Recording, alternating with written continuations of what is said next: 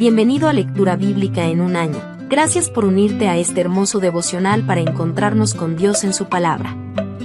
Nuestro deseo es que tu relación con Dios crezca y se fortalezca. Amado, ruego que seas prosperado en todo así como prospera tu alma, y que tengas buena salud. Tercera carta de Juan capítulo 1, verso 2. El libro de Números, capítulo 30. Moisés mandó llamar a los jefes de las tribus de Israel y les dijo: Esto es lo que el Señor ha ordenado. Un hombre que hace un voto al Señor o una promesa bajo juramento, jamás deberá faltar a su palabra. Tiene que cumplir exactamente con lo que dijo que haría. Si una mujer joven hace un voto al Señor o una promesa bajo juramento, mientras todavía vive en la casa de su padre, y su padre se entera del voto o de la promesa y no se opone, entonces todos sus votos y todas sus promesas siguen en pie.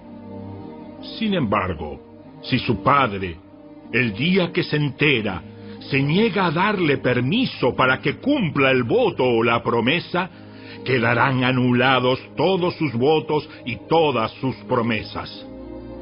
El Señor la perdonará, porque su padre no le permitió cumplirlos. Ahora bien, supongamos que una joven hace un voto o se compromete a sí misma al hacer una promesa impulsiva y luego se casa. Si su marido llega a saber de su voto o de su promesa y no se opone el día que se entera, sus votos y sus promesas siguen en pie. Sin embargo, si su marido se niega a aceptar su voto o promesa impulsiva el día que se entera, sus compromisos quedarán anulados y el Señor la perdonará. Pero si se trata de una viuda o de una divorciada, esta persona deberá cumplir con todos sus votos y todas sus promesas. Ahora bien, supongamos que una mujer está casada y vive en casa de su esposo cuando ella hace un voto o se compromete a sí misma con una promesa. Si su marido se entera y no se opone, entonces su voto o su promesa sigue en pie. Pero si su marido se niega a aceptarlo el día que se entera, entonces su voto o su promesa quedará anulado y el Señor la perdonará. Su marido puede confirmar o anular todo voto o toda promesa que haya hecho para negarse a sí misma. Pero si no se opone el día que se entera, esto significa que está de acuerdo con todos sus votos y todas sus promesas. Si él espera más de un día y entonces intenta anular un voto o una promesa, él recibirá el castigo por la culpa de ella. Estas son las ordenanzas que el Señor le dio a Moisés acerca de las relaciones entre el hombre y su esposa, y entre el padre y su hija joven que todavía vive en su casa.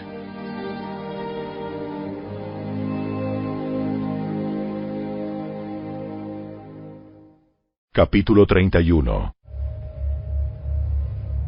Entonces el Señor le dijo a Moisés: En nombre del pueblo de Israel, toma venganza en contra de los madianitas por haber conducido a mi pueblo a la idolatría. Después morirás y te reunirás con tus antepasados. Así que Moisés le dijo al pueblo: Escojan algunos hombres y ármenlos para pelear la guerra de venganza del Señor contra Madián. De cada tribu de Israel envíen 1000 hombres a la batalla. Entonces escogieron a 1000 hombres de cada tribu de Israel. En total reunieron a 12,000 hombres armados para la batalla. Así que Moisés envió a 1000 hombres de cada tribu, y Finés, hijo del sacerdote Eleazar, los dirigió en la batalla. Llevaban los objetos sagrados del santuario y las trompetas para dar la orden de ataque. Así que atacaron a Madián, tal como el Señor le había ordenado a Moisés, y mataron a todos los hombres. Los 5 reyes madianitas, Evi, Rekem, Sur, Ur y Reba, murieron en la batalla. También mataron a espada a Balaam, hijo de Beor. El ejército israelita capturó a las mujeres y a los niños madianitas, y tomó como botín el ganado y los rebaños y toda su riqueza. Quemaron todas las ciudades y las aldeas donde los madianitas habían vivido. Después que reunieron el botín y a los cautivos, tanto personas como animales, llevaron todo a Moisés, al sacerdote Eleazar y a toda la comunidad de Israel que acampaba en las llanuras de Moab, al lado del río Jordán frente a Jericó. Entonces Moisés, el sacerdote Eleazar y todos los jefes de la comunidad salieron a su encuentro afuera del campamento.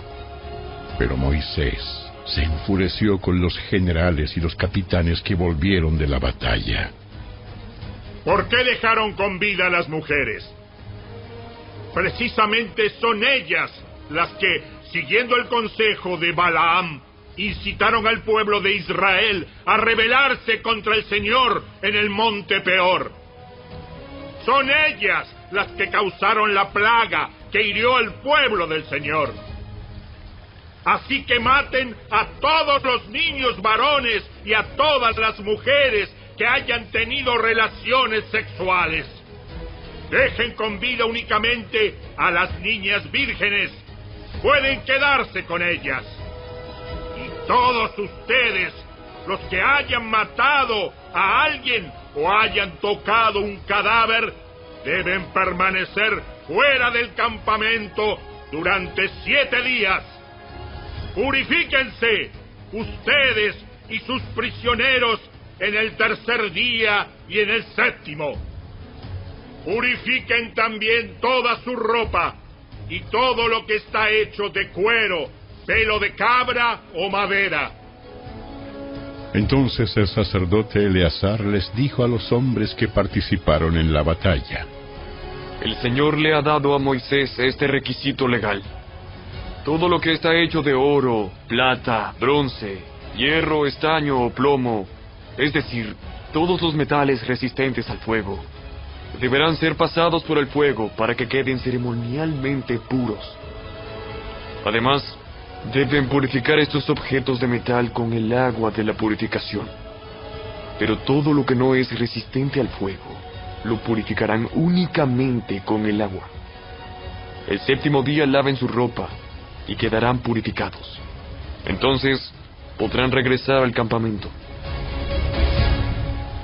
Después el Señor le dijo a Moisés: Tú, el sacerdote Eleazar y los jefes de las familias de cada tribu, hagan una lista de todo el botín tomado en la batalla, incluidos la gente y los animales.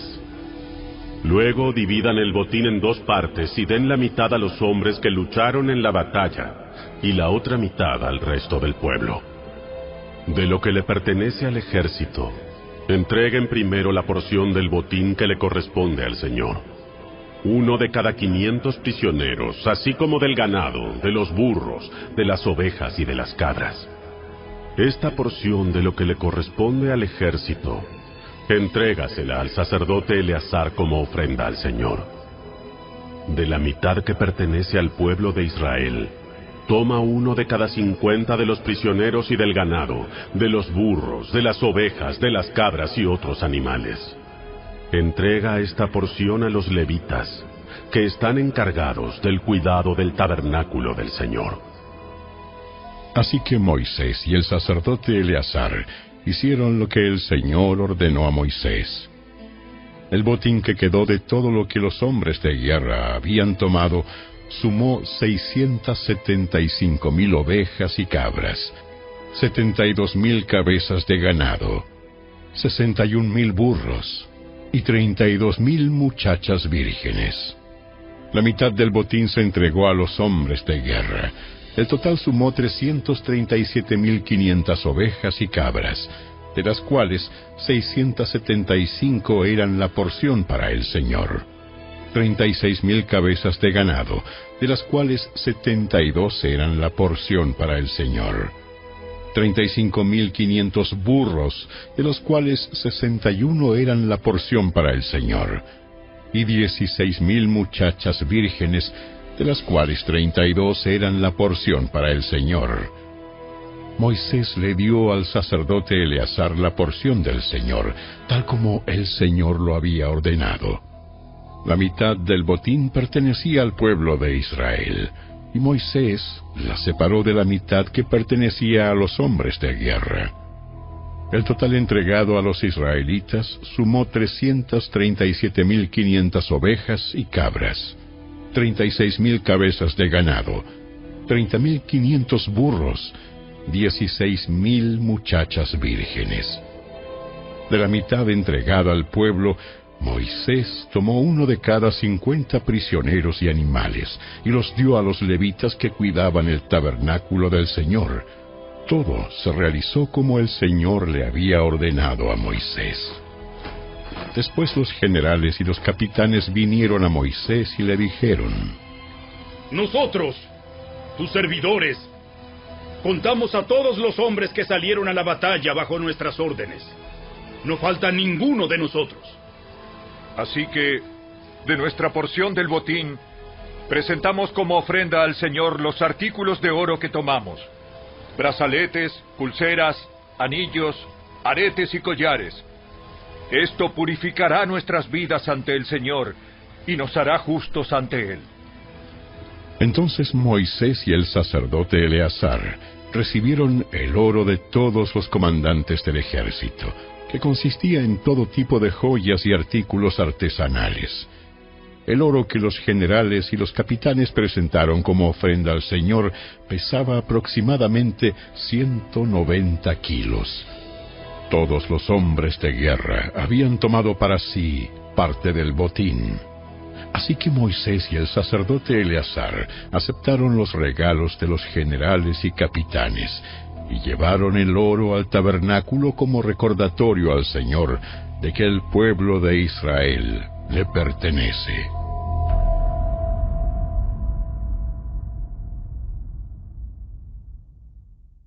El Evangelio según Marcos, capítulo 10. Luego Jesús salió de Capernaum, descendió a la región de Judea y entró en la zona que está al oriente del río Jordán. Una vez más, las multitudes lo rodearon, y él les enseñaba como de costumbre. Unos fariseos se acercaron y trataron de tenderle una trampa con la siguiente pregunta: ¿Está bien permitir que un hombre se divorcie de su esposa? Jesús les contestó con otra pregunta: ¿Qué dijo Moisés en la ley sobre el divorcio? Bueno, él lo permitió. Dijo que un hombre puede darle a su esposa un aviso de divorcio por escrito y despedirla. Moisés escribió ese mandamiento solo como una concesión ante la dureza del corazón de ustedes. Pero desde el principio de la creación, Dios los hizo hombre y mujer. Esto explica por qué un hombre deja a su padre y a su madre y se une a su esposa, y los dos se convierten en uno solo. Como ya no son dos, sino uno, que nadie separe lo que Dios ha unido. Más tarde, cuando quedó a solas con sus discípulos en la casa, ellos sacaron el tema de nuevo. Él les dijo: El que se divorcia de su esposa y se casa con otra mujer, comete adulterio contra ella. Y si una mujer se divorcia de su marido y se casa con otro hombre, comete adulterio. Cierto día, algunos padres llevaron a sus niños a Jesús para que los tocara y los bendijera. Pero los discípulos regañaron a los padres por molestarlo. Cuando Jesús vio lo que sucedía, se enojó con sus discípulos y les dijo: Dejen que los niños vengan a mí, no los detengan, pues el reino de Dios pertenece a los que son como estos niños. Les digo la verdad, El que no reciba el reino de Dios como un niño, nunca entrará en él. Entonces tomó a los niños en sus brazos, y después de poner sus manos sobre la cabeza de ellos, los bendijo. Cuando Jesús estaba por emprender su camino a Jerusalén, un hombre se le acercó corriendo, se arrodilló y le preguntó: Maestro bueno, ¿qué debo hacer para heredar la vida eterna? ¿Por qué me llamas bueno? Solo Dios es verdaderamente bueno. Pero para contestar a tu pregunta, tú conoces los mandamientos. No cometas asesinato, no cometas adulterio, no robes, no des falso testimonio, no estafes a nadie, honra a tu padre y a tu madre. Maestro, he obedecido todos esos mandamientos desde que era joven. Jesús miró al hombre y sintió profundo amor por él. Hay una cosa que todavía no has hecho.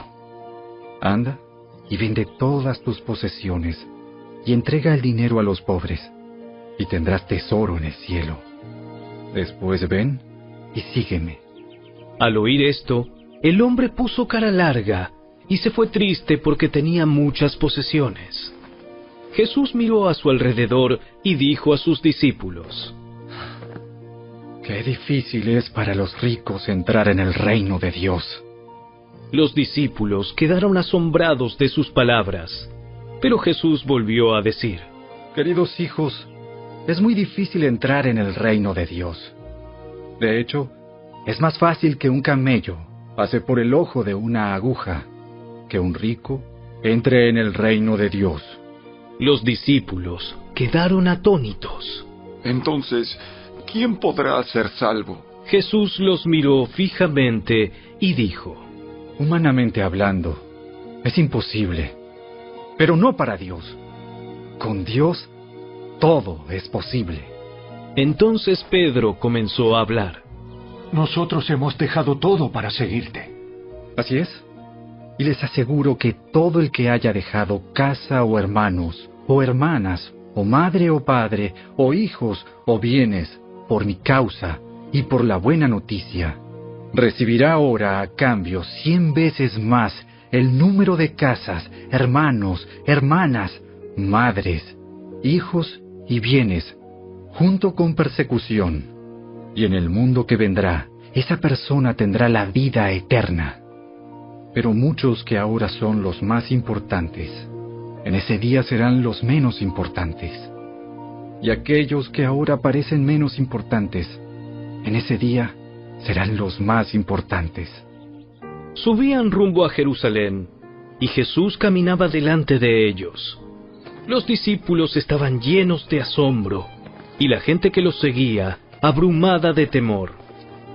Jesús tomó a los 12 discípulos aparte, y una vez más comenzó a describir todo lo que estaba por sucederle.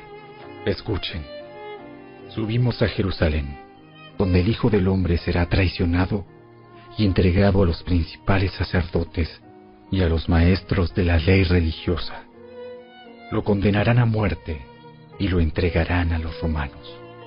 Se burlarán de él, lo escupirán, lo azotarán con un látigo y lo matarán.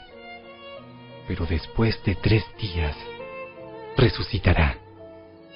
Entonces Santiago y Juan, hijos de Zebedeo, se le acercaron y dijeron: Maestro, queremos que nos hagas un favor. ¿Cuál es la petición? Cuando te sientes en tu trono glorioso, nosotros queremos sentarnos en lugares de honor a tu lado. Uno a tu derecha y el otro a tu izquierda. No saben lo que piden. ¿Acaso pueden beber de la copa amarga de sufrimiento que yo estoy a punto de beber? ¿Acaso pueden ser bautizados con el bautismo de sufrimiento con el cual yo tengo que ser bautizado? Claro que sí. Podemos. Es cierto. Beberán de mi copa amarga y serán bautizados con mi bautismo de sufrimiento. Pero no me corresponde a mí decir quién se sentará a mi derecha o a mi izquierda. Dios preparó esos lugares para quienes Él ha escogido. Cuando los otros 10 discípulos oyeron lo que Santiago y Juan habían pedido, se indignaron. Así que Jesús los reunió a todos y les dijo: Ustedes saben que los gobernantes de este mundo tratan a su pueblo con prepotencia y los funcionarios hacen alarde de su autoridad frente a los súbditos. Pero entre ustedes será diferente. El que quiera ser líder entre ustedes deberá ser sirviente. Y el que quiera ser el primero entre ustedes deberá ser esclavo de los demás. Pues ni aun el Hijo del Hombre vino para que le sirvan, sino para servir a otros y para dar su vida en rescate por muchos.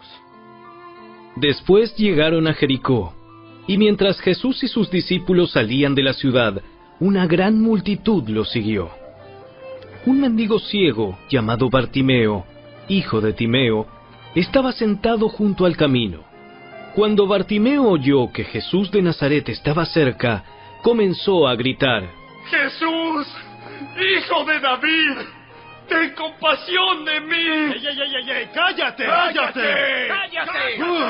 Muchos le gritaban, pero él gritó aún más fuerte: ¡Hijo de David! ¡Ten compasión de mí!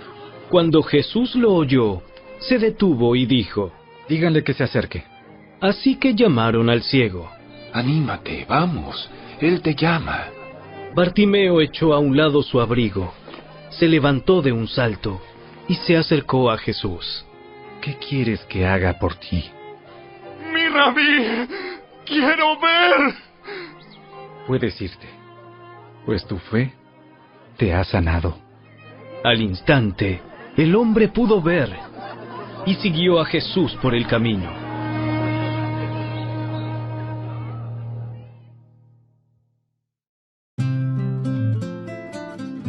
Gracias por acompañarnos. Te esperamos el día de mañana. En mi corazón he atesorado tu palabra, para no pecar contra ti. Salmo 119, verso 11.